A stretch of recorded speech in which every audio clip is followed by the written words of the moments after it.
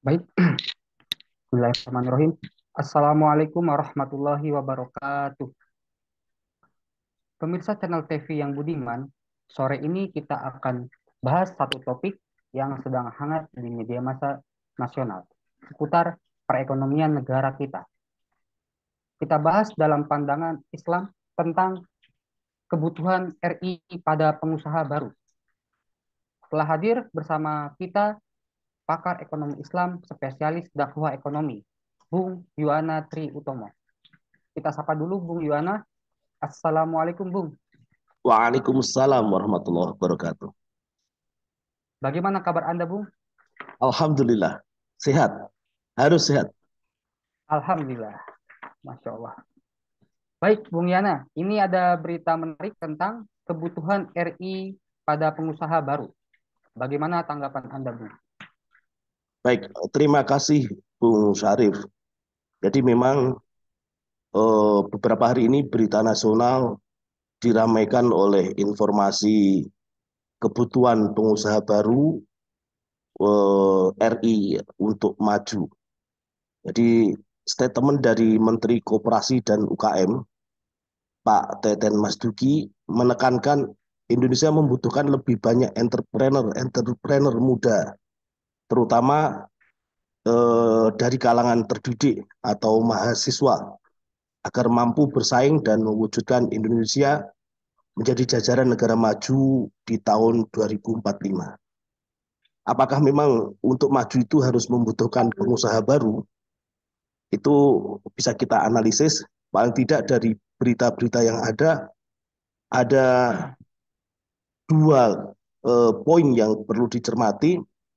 Yang pertama, ambisi pemerintah Indonesia memajukan perekonomian negara dengan visi Indonesia Emas 2045. Terus kemudian yang kedua, pemerintah berusaha menggenjot UMKM dengan pelaku para mahasiswa yang terutama yang fresh graduate. Oh, pemirsa channel TV yang berbahagia, ambisi pemerintah Indonesia memajukan perekonomian negara dengan visi Indonesia Emas 2045 itu bisa kita baca dari proposal yang sudah ditandatangani oleh Presiden Jokowi. Proposal Bappenas ya, sudah di ACC Presiden Jokowi. Disebut maju itu ketika kondisi awalnya di belakang, terus bergerak ke depan, itu maju. Perekonomian Indonesia ini, kata Bank Dunia, adalah menengah ke atas, upper middle income country.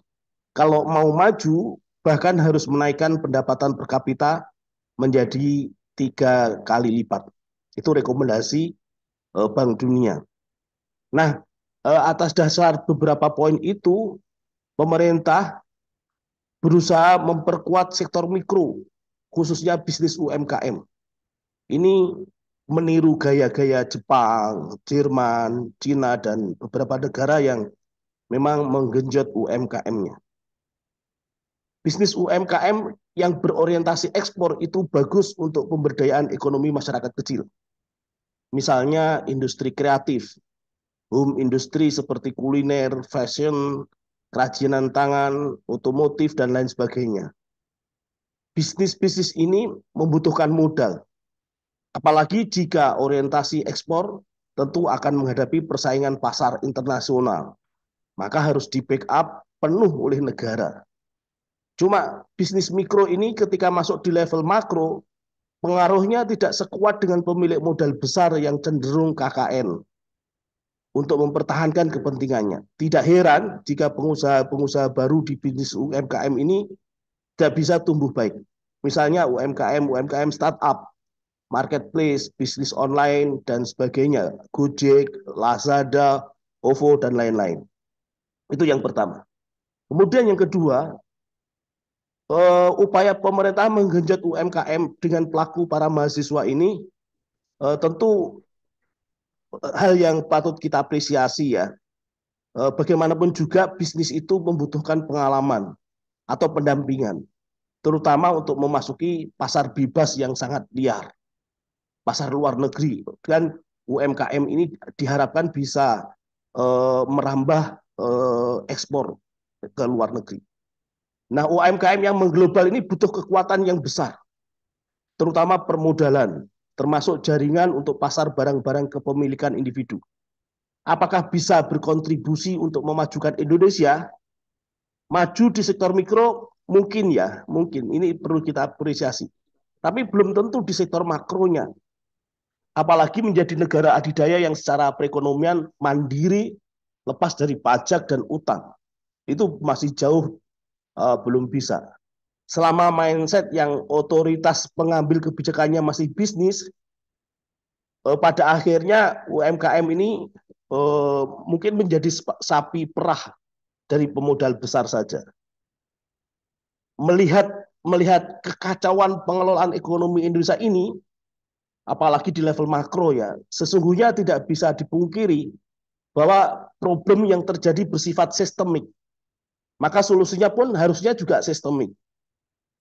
Bahwa pemerintah melakukan program pemberdayaan UMKM, ya kita apresiasi. Tapi itu mikro. Di level makronya ini problem sistemik di perekonomian, di politik, di hukum, dan lain sebagainya itu sangat kentara sekali. Maka solusinya pun juga harus sistemik.